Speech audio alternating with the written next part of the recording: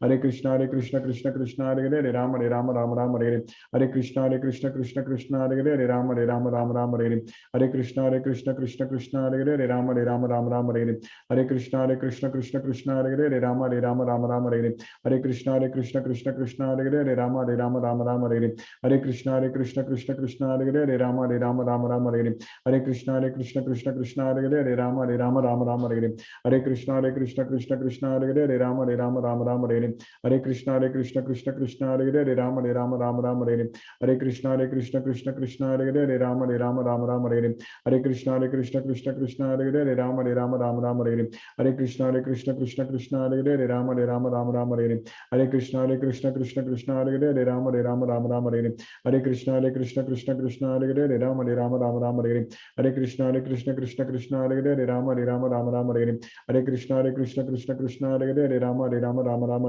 Hare Krishna Krishna Hare Hare Rama Rama Hare Hare Krishna Krishna Hare Hare Rama Rama Hare Hare Krishna Krishna Hare Hare Rama Rama Hare Hare Krishna Krishna Hare Hare Rama Rama Hare Hare Krishna Krishna Hare Hare Rama Rama Hare Hare Krishna Krishna Hare Hare Rama Rama Hare Hare Krishna Krishna Hare Hare Rama Rama Hare Hare Krishna Krishna Hare Hare Rama Rama Hare Hare Krishna Krishna Hare Hare Rama Rama Hare Hare Krishna Krishna Hare Hare Rama Rama Hare Hare Krishna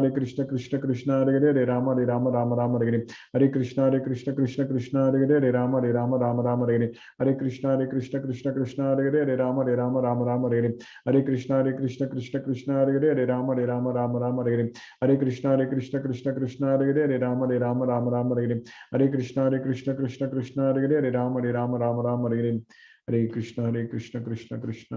Hare Rama Rama Hare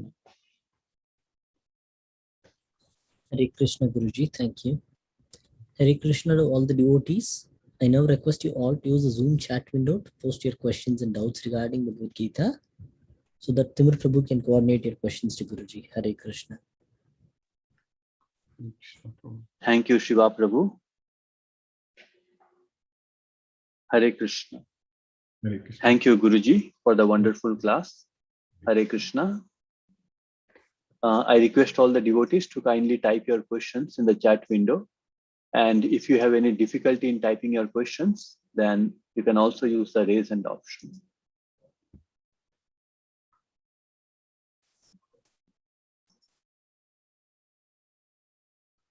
Okay, Guruji. So far, there are no questions. So let me take one question from the Google Doc. So this is a question from Kshitij Pune. He asks, Gita says, be satisfied in what you have. Don't look at wanting more, that is cash, cars, or assets. It is difficult for one to practice this in this world. Assuming everyone has a desire to want more or upgrade their current lifestyle. What can be done in such a situation? Thank you, Guruji. Yes, it's a very practical question. Thank you for asking this question for me. Yeah, Krishna says that Yadircha Labha Santushto Dvandvatito Vimatsaraga Samaga Siddhava Siddhaucha Kritvapi Nanipatit. So one should be happy with whatever gain we just get on its own account. So Yadircha Labha Santushto. Dvandva Atito Vimatsaraga. So free from the dualities and free from envy. So Dvandva Atito Vimatsaraga. Samaga Siddhava Siddhaucha. So being equal in both success and failure, Kritvapi Nanipaddhati. So when we perform any activities, we are not going to be bound by the results. So that way, as you said, it may seem very difficult to give up the attachment to the results in this material veil. But what is going to happen when we study this Bhagavad Gita, when we understand this Bhagavad Gita? So when we get this knowledge of Bhagavad Gita, because you are asking this question based on Bhagavad Gita only. So if anyone understands this Bhagavad Gita fully, completely, understands all the slokas and everything very clearly, then what is going to happen is that we are going to develop attachment to Krishna, that love towards Krishna. So when we develop that love towards Krishna, so that means when we develop that attachment to Krishna, so that means our mind is always focused on Krishna. So that means our mind will not find any time to think about this material sense objects. So that is the way, by experiencing that higher taste, that is Krishna consciousness, by getting this knowledge of this Bhagavad Gita, so then this lower taste will automatically go away from us. So we will be automatically give up such attachments to the lower taste. So that's what Vishaya Vinivartante Niraharasya Deginaga Rasavarjam Rasopesya Param Drishwa Nivartade. So by experiencing the higher taste, we'll be able to give up the lower taste. So for your question, we should aim to experience, we should put efforts to experience the higher taste. So that is this Bhagavad Gita knowledge. This Bhagavad Gita, Krishna's service, Krishna consciousness. So then it is possible. Hare Krishna.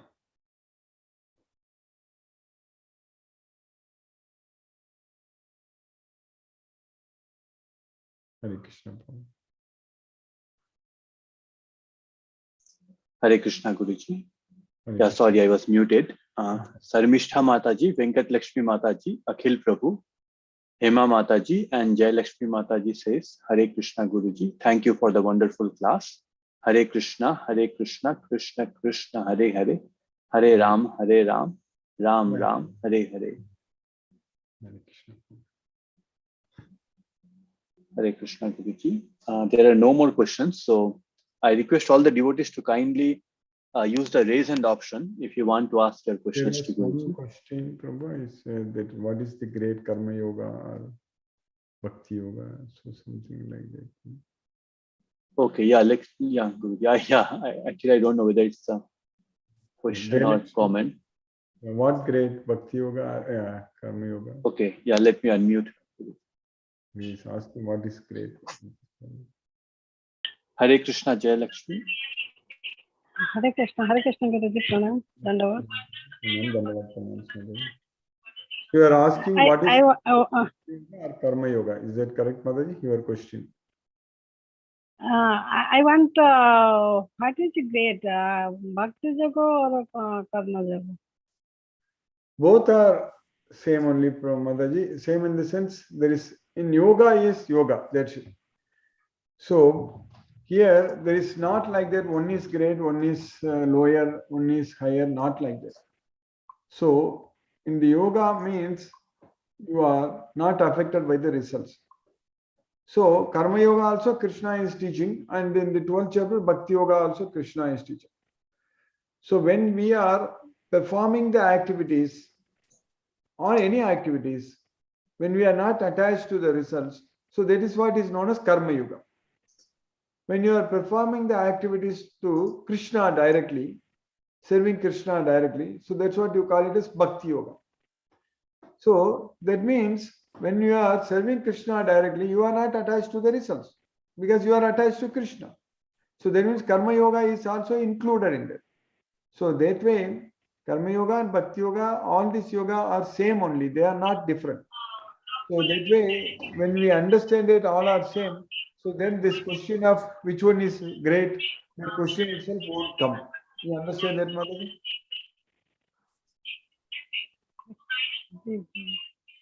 Hare Krishna. Hare Krishna. Hare Krishna. Thank you, Guruji. Hare Krishna. Hare Krishna. There is a question from Sashi Prabhu. He asked, Hare Krishna, Guruji. Some institutions propagate meditating on affirmations in Brahma Muhurta, but after understanding Bhagavad Gita, we now know that only surrendering to Krishna and chanting the mantra of Krishna is all that is needed for our goodness. Hope I am correct, Guruji. Yes, we need to chant Hare Krishna, Mahamantra, that's it. And study Bhagavad Gita and spread this Bhagavad Gita, make more devotees or bring more devotees and offer prasadam to Krishna. So studying this Bhagavad Gita and possibly if it is possible, then do the chanting in during the Brahma Muhurta time, this Hare Krishna Mahamantra, that will be very nice actually. So yeah, she said that for us only this Hare Krishna Mahamantra we just have to do that shit. And then we are going to go to Krishna. There is no doubt. Yes. Thanks for the clarification and for wonderful class. Thank you, Mataji. Hare Krishna. Hare Krishna. We are indebted to you for the guidance that you are giving to us in this direction.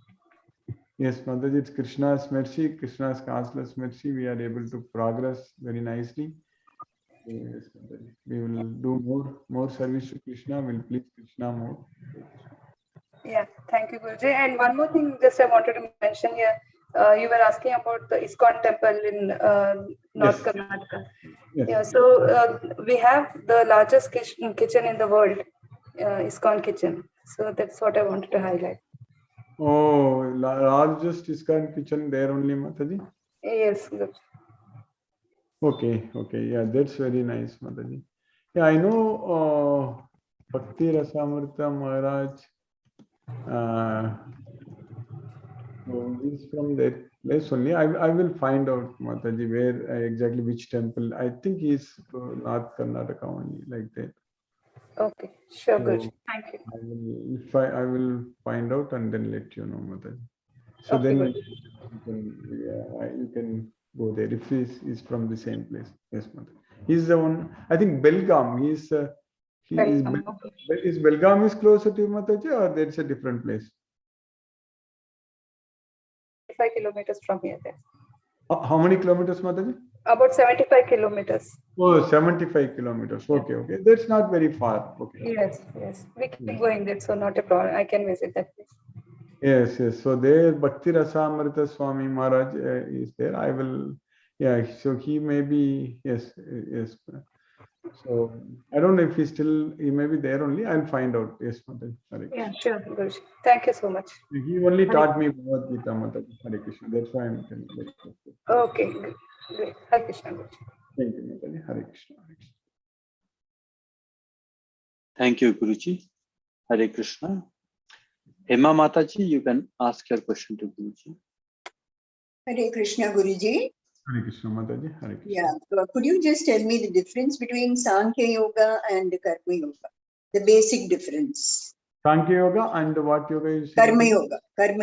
Yeah. So Sankhya Yoga is, that's what Krishna himself teaches in the 3rd chapter, 3rd sloka, when Arjuna asks the question that Jayasi chet karmanaste mata buddhir janardana tatti karmani goremam nyojayasi kesava vyamisreneva vakyena buddhi mohayasi vame tad ekam vada nischitte yena sriyoga aham apnyat. So that's what Arjuna asks the questions that, because when you say that this buddhi is better than intelligent, better than fruitive activities, then why do you want me to engage in this ghastly warfare? And I'm confused by your equivocal instructions. You please tell me for certain what is good for me. At that time, Krishna is saying in the 3rd chapter, 3rd sloka, Sri Bhagavan Vacha Lokesmin Vividha Nishta Pura Prokta Mayanaga Jnana Yogena Sankhyanam Karma Yogena Yoginam. So Jnana Yoga is the Sankhyanam. Sankhya is Jnana Yoga is basically theoretical knowledge. That's what. Okay. Like when you go to study, like normally in the universities, they will have theory and then practical also will be there. Theory. So this Karma Yoga is you are putting that theory into practice. So this Karma Yoga. So that's what Jnana Yoga, Sankhya Yoga, they're all just theoretical knowledge, understanding that we are not the body, we are the soul. So theoretically understanding all those things. But when we put the knowledge into practice, so that's what is Karma Yoga. That's why Krishna is teaching in the second chapter, 39th sloka, Esha te abhigita Sankhya buddhi yoge tu imam sru buddhya yukta yaya partha karma bandham prakasasi. So buddhya yukta, karma yoga means you are acting with intelligence. So intelligence means you are not attached to the results. So that's what is called intelligence. Intelligence means we are acting without any attachment to the results. That's what is known as intelligence. That's what is known as karma yoga. That is sometimes simply it is known as yoga only. When yoga like that also it is said. So now you understand the difference between. Yes, yes. Now it's very clear. Yeah. Yeah, very Thank clear. you. And also Krishna is teaching in Bhagavad Gita in the 5th chapter, Sankhya Yoga Pratak Balaga Pravadanti Na Pandidaga. Ekam Sankyam cha Yogam cha Yat Pasyati Sa Pasyati. Here yoga means Krishna is referring to Karma Yoga. So Sankhya Yoga Pratak Balaga. So Sankhya and Yoga, these two things are different. So that means Sankhya Yoga and Karma Yoga, if anyone says that they are different, they are na pandidaga. Pravadanti na pandidaga means they are not learned. Ekam sankyam cha yogam cha ya pasyati sa pasyati. One who sees both Sankhya and Yoga as the same, he actually sees. That's what Krishna is teaching. So basically, they're all merged together. Exactly. So that's why we need to understand the entire Bhagavad Gita and follow the entire Bhagavad Gita. There is nothing like that. This chapter is good, that chapter is good. Yoga, not like that. Yes, okay. Thank you. Now it's very clear.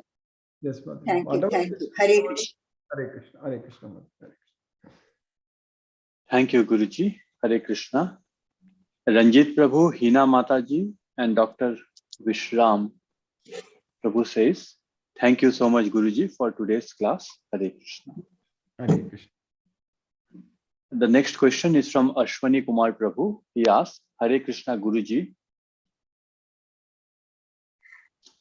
Going on doing chanting, how to check that chanting is in transcendental properly? Okay, so his question is not clear. Yeah, but I think he's saying that I'm going on doing my chanting, but how do I know if it is transcendental? If you follow what Krishna says in Bhagavad Gita when we chant, so those instructions we should follow very, very clearly. In the beginning, we will be able to see that our mind wanders here and there. It won't stay in one place. But over a period of time, when we do this slowly and steadily, over a period of time, mind will not go anywhere. So we will be simply able to fix our mind on Krishna. So that way, just practice, nothing else. So this practice will help us. Hare Krishna. Hare Krishna, Guruji. Yes, Prabhu. No, may I point out a little further than that? Yes, when a person goes on doing several times all this for several years, and that arousing of bhakti happens, then only we come to know it is transcendental, properly in the transcendental mode. The chant. Transcendental means you are not. Inside. Yes. Yes, Prabhu. So, yeah, over a period of time, that means when you are chanting Hare Krishna Maha Mantra, you are fully focusing your mind on Krishna, not thinking about anything else. So that is, then you call it as transcendental. So that means free from the modes of nature. Transcendental means you are not influenced by the modes of nature. Right. But it will go a little further also, meaning in the sense it arouses the bhakti inside, so that you are so much the chanting increases your bhakti to such a high level. Yes, bro. That is correct. Definitely that will increase our love towards Krishna. Definitely, because that's what you are focusing your mind on Krishna only. Correct. So bhakti means you are serving Krishna out of love. So that love. So love means you are always going to think about the person whom you love so much. Correct. So bhakti means you develop that love towards Krishna by chanting this Hare Krishna mantra. You are thinking of him only all the time. Yeah, that's right. And suppose a person is not able to do chanting 16 times a day, as advised by Srila Prabhupada. then even then, if he does it as much as possible, and that bhakti arises in him, is it okay? Yes, Prabhu, it will come, but when the bhakti comes, you will do not only 16 rounds, you will do even more than that, because you want to remember Krishna all the time. So that's why this chanting itself, we should not treat something like an assignment to complete. It is out of love and devotion you are doing it. So Prabhupada said only 16 rounds, that is only the minimum. So that way, when you develop so much love towards Krishna, if you have time, whenever you have time, you will sit and chant only. So of course, if you are busy with other work, that also for Krishna only, serving Krishna only. So everything is only for Krishna. Whatever we do, it is only for Krishna. So you may not be able to find time to chant. So then that's a different thing. But definitely, when we love Krishna, we want to remember him. So Krishna will create the opportunities for us to chant Hare Krishna Mahamantra. So definitely he will help us, Prabhu. That is the main thing. If we love him, if we are very much attached to him, we always want to remember him, correct? Yeah, and a person who just goes on every time doing his work also and remembering him, chanting and all, okay, no, that is also a sort of bhakti. Yes, that's also bhakti, that's devotion, but we need to follow what Krishna says in Bhagavad Gita. That's very important. So Krishna is teaching us to sit straight, don't look at any other directions, keep your body, mind, body, head and neck in the same straight line, and chant and manasamyamya machito. All those things Krishna is saying. So we need to do that. So that's what is very important. Then only we are following Bhagavad Gita, correct? Right. Thank you, Guruji, for the nice explanation. Hare Krishna, Guru. Hare Krishna, Prabhu. Thank you, Prabhu. Hare Krishna. Thank you, Guruji. Hare Krishna. Ravindra Goyal Prabhu and Mithun Prabhu says, thanks for a wonderful class. Hare Krishna. Hare Krishna, Prabhu. Thank you, Prabhu. Sumati Mataji says, it is told that one has to learn Bhagavad Gita from a devotee to understand the full meaning. Is this why many people who just read the Gita as a book do not catch the purport as well as others who learn it in a class? Yes, Mataji, definitely, because it has to come through the parampara. That's what is very important, the disciplic succession. So when a person is very sincere to study Bhagavad Gita, very sincerely interested, then Krishna will arrange everything. So everything Krishna will take care. So Krishna is there in everyone's heart as the super soul. So that way he will arrange the opportunities to study Bhagavad Gita through a disciplic succession. That's what is very important. Yes, Mata. Thank you, Guruji. Hare Krishna. Hare Krishna. The next question is from Arundhati Mataji. She asked, Hare Krishna Guruji, what is the difference between Muni and Rishi? Kindly clarify. Yeah, Muni and Rishi both are same only. So in different terms, Krishna is using that word. That's it. So Rishi is also a person who has conquered the senses, mind also is Rishi, and Muni also is the same thing. So Krishna is using normally the word Rishi when we refers to Raja Rishi. So Raja Rishi. So there is no difference between the two. Mataji, Hare Krishna. Thank you, Guruji. Hare Krishna. Hare Krishna. Hare Krishna, Prabhuji. Hare Krishna, Mataji. Hare Krishna. In today's class, you said Munis are those who have control over anger and all other senses. But in Bhagavad Gita, as well as in Ramayana, as far as I know, there are Munis and Rishis. They have given shrap out of anger. Then how can they become a Muni? Like Vashisht, I think Vashisht Maharaj gave shrap.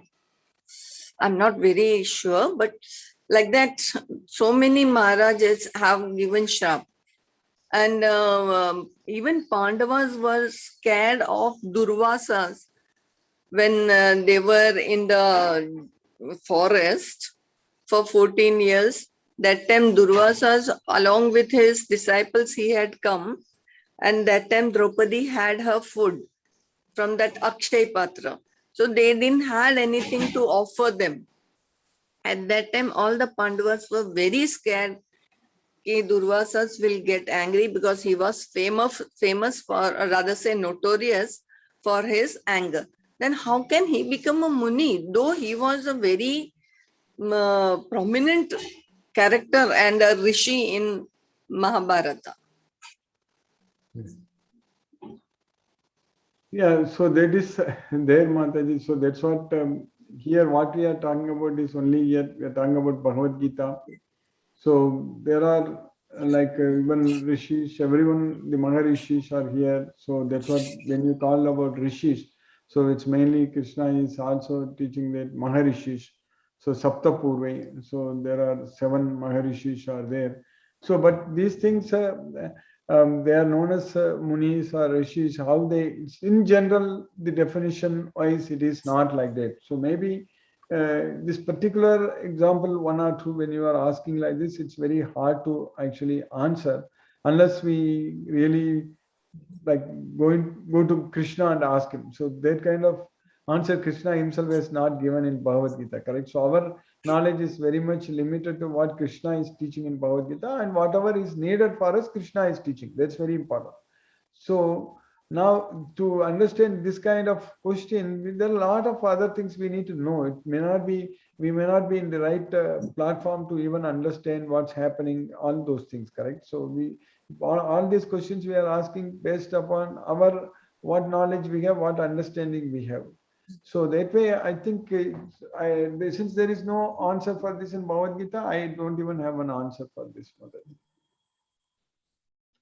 So we need to understand more. We need to understand more about Durvasa. I whatever you said, to that extent only, I also read it, but we need to do some more research, what's exactly happening, all these things. Then only we can answer this question. So more. You mean to say? Yes, you mean to say like we should go deeper in all these scriptures? That is correct. Then you will understand. But for us, there is no need. We don't have time, and Yeah, no, exactly. we Just I study. mentioned because today in the lecture you said. Yes, your question is valid. I'm not saying that your question is wrong, but we don't need. That is the main thing. And maybe there is an answer is definitely there. If we deeper, if we read the scriptures, we can find the answer. But right now, see, whatever, we don't have to study Vedas. We don't have to study all the Upanishads, Puranas, everything. Of course, we need to study Srimad Bhagavatam, especially the 10th canto, because they are all about Krishna's pastimes. So, but otherwise, we don't have time. That's the main. We have to do a lot of things. We need to spread this message, this Bhagavad Gita. We need to make a lot of devotees everywhere. So this Bhagavad Gita is just enough. So because time is running out, and many souls, they need this knowledge actually to get rid of this material wealth, correct? So that's why this kind of answers, definitely answer is there, but I don't know right now. And yes, Mataji. Thank you, Guruji. Hare Krishna. Hare Krishna, Hare Krishna. Mataji. Thank you, Guruji. Hare Krishna. And with Sumati Mataji, I don't know if she was there at that time when I answered her question, but Okay, Guruji. And Guruji, is there a difference between Muni and Sthitadhir Muni? Like that, or? It's Muni means it's the same only. Sthitadhir means steady mind. So sage of steady mind. Muni means a person. So Krishna is using this Muni in 2-3 places. Also in the 5th chapter, also Krishna is using the Munir Brahma. Krishna is using that yoga yukto Munir Brahma nachirena adhigachati. So that's what sanyasastu mahabhavu dukkhamaptum ayogataga yoga yukto Munir Brahma nachirena adhigachati. So that means Munir means he will yoga yukto Munir. So a person who is performing this yoga, so he will achieve quickly Brahman status. That also in the 14th chapter, 1st sloka, also when Krishna is referring, Yajñātva Munayega Sarve Param Siddhi Mitogatra. So all the time when Krishna is using the word Muni, always he is referring to that he is already achieved perfection, correct? So that's what Arundhati Mataji question also, correct? So that way, that means he has a steady mind only. So it's nothing like there is Muni and a Muni with steady mind. So such difference is not there. You understand that? Yes, Guruji. Thank you, Guruji. Hare Krishna. Right. Sumati Mataji, you can talk to Guruji. Hare Krishna, Guruji. Hare Krishna. I had asked a question in between, but I had an intermittent connection. I don't know Yeah, whether you when answered it. when I answered your question, you could hear that, Mataji, or? No. My connection dropped, Guruji, at that time. Oh, I couldn't hear it. What was your question? I don't remember, but I just answered a few minutes ago, Mataji. So, No, the question is, the question I had asked was studying the Bhagavad Gita or learning it from a devotee is the better way of learning compared to just reading the book. A lot of people just have the book and try to read it, but the best way is to learn it from a devotee, it says, right? In the Gita itself, you have taught us that we have to learn it from a devotee. Tadvidhi pranipatena pariprashnena sevaya upadekshanti te jnanam jnaninas tattva darshinaga. So definitely one should approach a bona fide master and then get this knowledge from him, because such jnani is who has seen the truth. So jnaninaga tattva darshinaga. So that way it will come through disciplic success. And this Bhagavad Gita itself is Evam parampara praptam imam rajarishyo vidhu. So it is coming through disciplic succession only, Mataji. So that way, I was answering, when I was answering your question, any sincere devotee, Krishna will arrange. So we don't have to worry. So that's Krishna will make all the. If we are really very sincere, we want to learn Bhagavad Gita, then Krishna will arrange it. That's it, Mataji. Okay. And the other thing which, while reading the Bhagavad Gita as it is, there is so much of information that is given in the purport, which is actually not there in the shloka. So that Srila Prabhupada has got from his gurus and he's teaching us. Is that the way it is? It is correct. Yes, yes. Yes, and also from the Vedas, like many references which he has done refer to the Upanishads. And, so that is why it's basically, I was just making a comment. I'm not asking a question, that it is best to learn from a devotee. Yes. And Bhagavad Gita, rather than just reading it as a book. Yes, Bhagavad Gita itself, just the slokas are themselves are very, very straightforward and easy to understand. So just whatever Krishna says in each and every sloka, it is very straightforward. We can just understand it if you understand the meanings. Just the translation itself will give the complete knowledge. That's what I meant. Of course, as you said, by reading the purport, you will get more knowledge. Yes, there are so many other extra information given in the purport as compared to what is just in the literal translation. That is correct. Which actually supports the, the shloka. Yes. Yeah. Thank you, Guruji. Hare Krishna. Hare Krishna. Hare Krishna. Thank you, Guruji. Hare Krishna. Yeah, so while reading a book, if we have any doubt, we don't have the question and answer sessions to clear our doubt. So this is that's another one. You are very much. I think you are bringing a very, very valid point here, Prabhu, because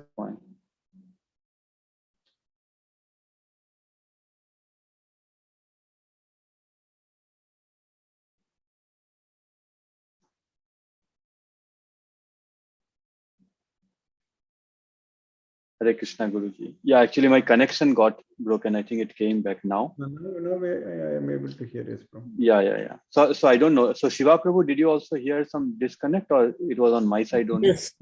Yes, Prabhu. You also faced a disconnect. Yeah. I think maybe the Ethernet cable is not connected. No, probably a Zoom issue itself. Everyone had, right? Yeah. Yes. My internet always says that your internet connection is unstable like that. I don't know why. I need to check something with the internet. I'm using the Ethernet card. Maybe I have to replace it. Maybe. Okay.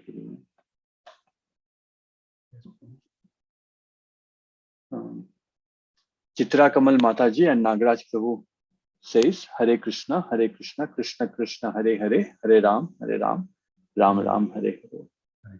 Thank you, Guruji, for the question and answer session. There are no more questions, so we can turn off the light, Guruji. Hare Krishna.